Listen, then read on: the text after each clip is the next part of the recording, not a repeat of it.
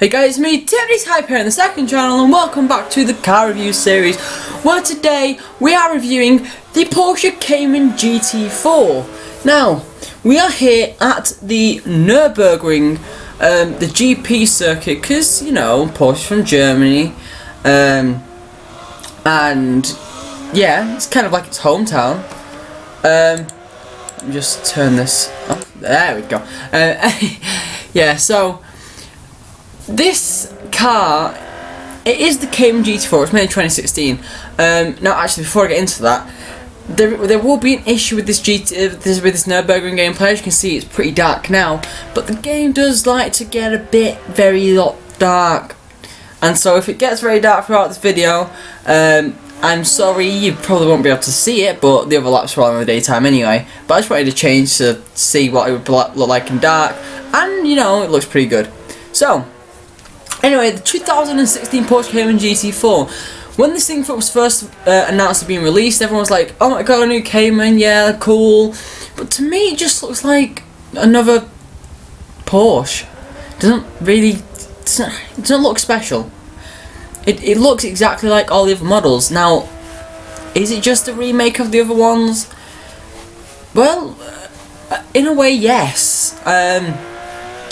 You can buy it for 140,000 credits in the auto show, and for your 140,000 credits, which may I say is cheaper than the RS7 we reviewed last week, for your 140,000 credits you get 385 horsepower, 309 foot-pounds of torque, all from a 3.8 litre flat 6. Now, I know there's the Porsche GT 4.0 or whatever that has a 4 litre flat 6, which does better than this. I don't really see why this car is, like, being built, in a sense. It's... well, right, let's just go for the stats, and I'll give you my 2 cents on it. So, this thing, like I said, 385 horsepower, 309 foot-pounds of torque. It weighs 2,955 pounds, so it's a pretty good power-to-weight ratio. For tyres, it's got 245s on the front, so pretty small, 295s on the rear, but they're much bigger, obviously, for the traction, and it comes with sport tyres as standard. It is rear-wheel drive and mid-engine like every other Porsche, and like I said, 3.8 litre flat 6, which launches it from 0 to 60 in 4.1 seconds, 0 to 109.0 seconds, 60 to 0, so the brakes, 60 to 0 in 116 feet, and 100 to 0 in 294 feet, with a top speed of 187. Now, for all you out there who aren't as in don't like cars in as much detail, this just sounds like a fun little sports car which will do very, very well. And I guess on paper, that's just it. It's just average. It's just a normal sports car competing with your Lotuses, I wouldn't even say Mercedes. I think Mercedes would be a bit too high for this Porsche. Probably competing with Audis, Lotuses, Camaros and stuff like that. You wouldn't really put it up against the big guns like the Mercedes SLS, because it would just be decimated. But would it? Now, I haven't tested it, which would have been a very good idea, but there's one thing this car does so incredibly well. If you can see, I know the gameplay's got pretty dark, but on the rear, it's got a pretty big rear wing, and it looks incredible as well. If you can just about see it there, you'll probably see it when we come into the straight. So that rear wing stays there the whole time. There's no way of turning it off. So it gives you that downforce whenever you need it, wherever you need it. Also, with it only having 385 horsepower and 295 on the back, you'd be a moron to have to get this thing sliding. This thing grips like a machine. I mean, it is a machine, but this thing grips so much. There is very little way you can get it sliding unless you're being an absolute moron or you're purposely trying to drift the car. If you are racing it will not slide. It won't at all. Not one bit. And Porsche, I have to congratulate you. This car is incredible to drive. It is so much fun. And I know I've kind of been like on the edge about it, but it is an incredible car to drive. But there's much better cars out there to drive. You wouldn't really choose this. And there's the one issue. I did say the brakes are good, but the brakes just aren't up to spec. And I was finding myself constantly outbraking myself, constantly going wide, not confident in the brakes or anything to do with that, for a matter of fact, because this car doesn't have the brakes to compete with the amount of confidence it gives you. This car gives you so much confidence through the corners, but the brakes don't do the same. And that really, really annoys me, because this car could be amazing. This car could be a track killer if the brakes were a bit better. Now you don't see me outbraking myself a lot. You saw me do it just coming into that one corner, but that's a big braking zone. Of course, cars, you're gonna miss your braking points, and cars are not gonna be able to cope with that. But there's a lot of big braking zones in the world on different racetracks. If we took this thing to Monza down the one straight, it wouldn't stop. If we took this to Le Mans straight, it wouldn't stop. It just doesn't have enough brake power. It might be, well, no, it is, I know. It is an incredible car to drive. It sounds amazing. It's got that Porsche sound to it. But the brakes kind of ruin it for me.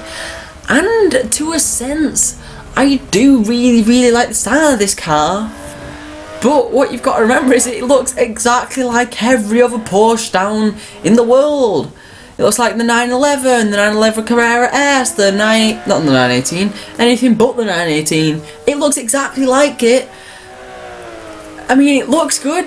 I really like the headlights. I really like the rear of this car. I mean, you can't see it now, it's pretty dark. The lights are incredible. The wing suits the car. But it just, you've always got that thing in your head saying, yeah, I've got a nice Cayman GT4, but every other Porsche looks like it as well. So, there's my 2 cents on it. Let's get straight into, sorry about that, let's get straight into the drag race. So you saw the preview, and here we are at the drag race for the Porsche Cayman GT4, and I've already crossed the line. Yeah, this thing was incredibly rapid. I would probably have guessed it to go around maybe the Camaro time, which was an 11.695, but in fact it went and got itself an 11.545, which is a whole second down on the back mono, the BSE mono, but a whole 10th in front of the Audi RS7, putting the Porsche Cayman GT4 into 5th place. And as you can see, we are now at Maple Valley. We are seeing how this thing drifts. And like I said before, it doesn't want to get sideways.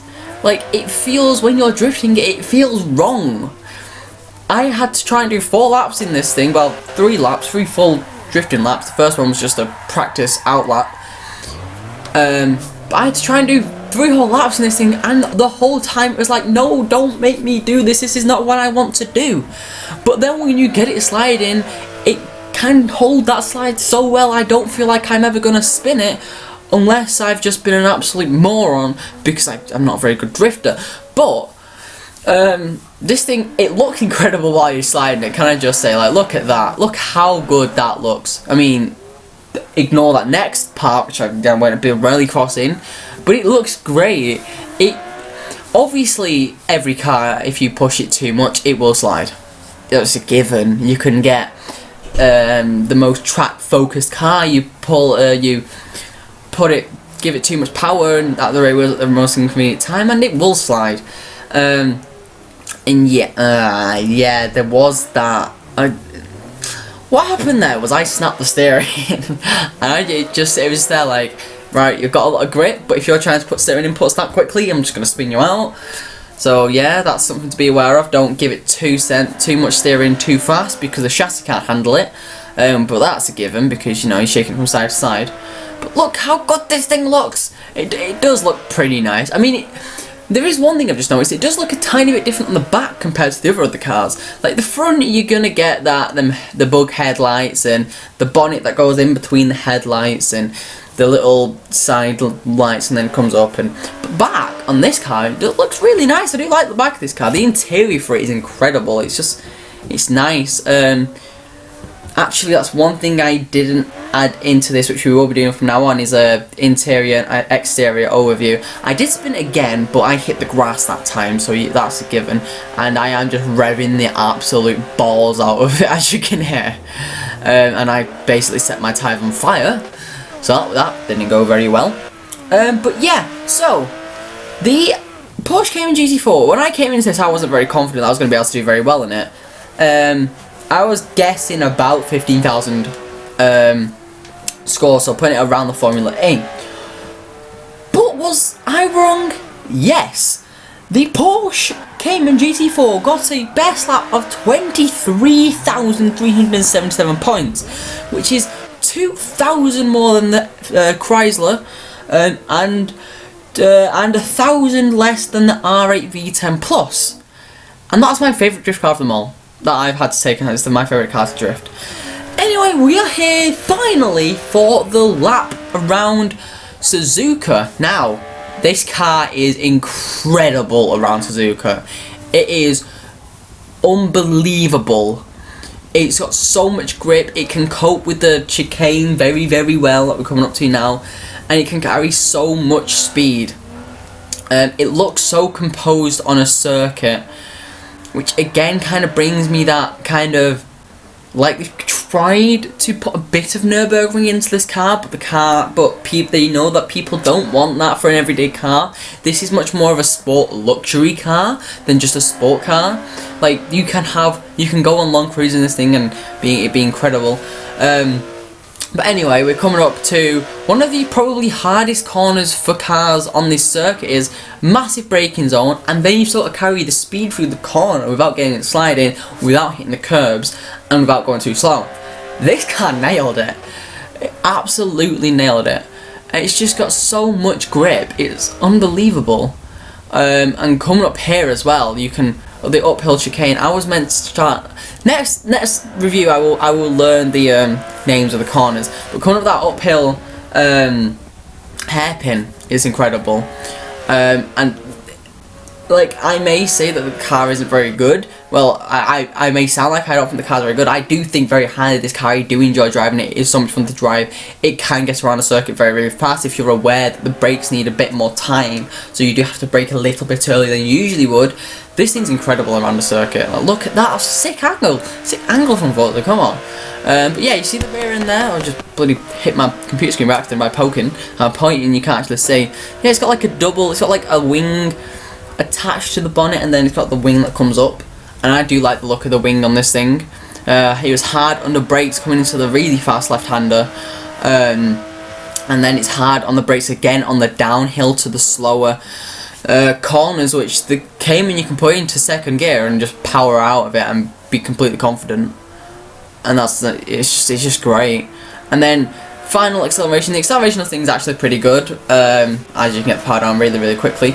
But the Porsche Cayman GT4, obviously we're not expecting it to go as fast as the Koenigsegg 1.1, BSE Mono or the Lotus 311. But you expect it to come maybe around the Camaro's time, maybe around the RS7's time, so around the 231 area. Well, the Porsche Cayman GT4 got an incredible lap time of a 2:27.794. To put that into comparison, it is 1 second slower than the Audi R8 V10 Plus, which is a full-blown supercar. That's pretty good. But anyway, if you have enjoyed the video, then make sure you leave a like and subscribe for more car reviews in the future. Comment down below what car review you want what car you want to see me review next, and I'll surely get onto it. But yeah, that's it from me, Tim D's Hyper, signing out.